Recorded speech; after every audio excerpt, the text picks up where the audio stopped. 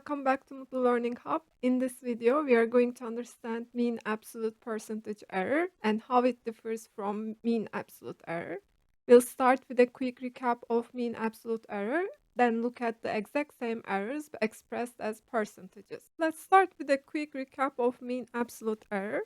Here we have the predicted values and the actual values. Then we calculate the error. Here it is the absolute value of 120 minus 100, which is 20.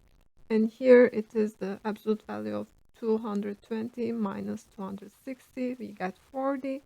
And here we have 30. And then we average them. So mean absolute error is 20 plus 40 plus 30 divided by 3, and we get 30. That means on average our predictions are off by 30 units. This is very good, but notice something important. These same errors can actually feel very different depending on the scale of the true values. So now let's interpret these exact same errors, but this time using percentages. This leads us to mean absolute percentage error. The idea is simple. Instead of measuring error in absolute units, we measure it relative to the actual value. So we take the absolute error, divide it by the actual value, and then average across all data points. Finally, we multiply by 100 to express everything as a percentage. So conceptually, MAPE answers a different question than mean absolute error. Instead of asking how many units are we wrong by, it asks how wrong are we relative to what actually happened. This makes MAPE especially useful when we want to compare performance across different scales.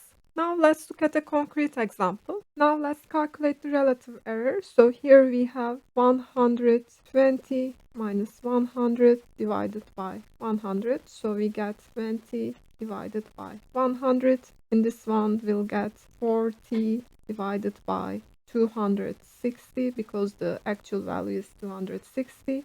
And in the next one we are gonna get 30 divided by 290. And in the formula we have 100% divided by the number of data points. We have 3, so sum of 20 divided by 100, the next one, and the last data point, 30 divided by 290.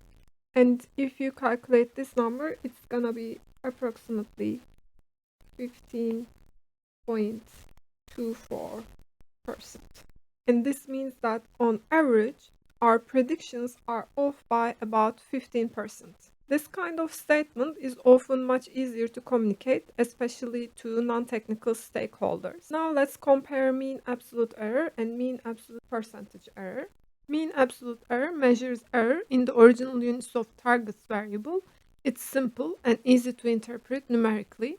On the other hand, mean absolute percentage error measures error relative to the true value and expresses it as a percentage. You can think of it this way. Mean absolute error answers how much are we wrong on average in units. Mean absolute percentage error answers how wrong are we relative to the true value in %. However, MAPE has an important limitation. When the true value is 0 or very close to 0, the percentage error can explode or become meaningless.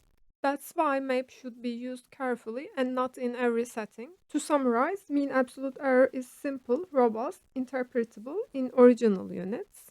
Mean squared error, root mean squared error penalize large errors more strongly, which can be useful when big mistakes are especially costly. MAPE is easy to communicate, but sensitive to small values or 0 values. There is no universally best metric. The right choice always depends on the context, the data, and the question you are trying to answer. Thanks for watching. If you found this helpful, feel free to like the video or leave a comment, and I'll see you in the next one.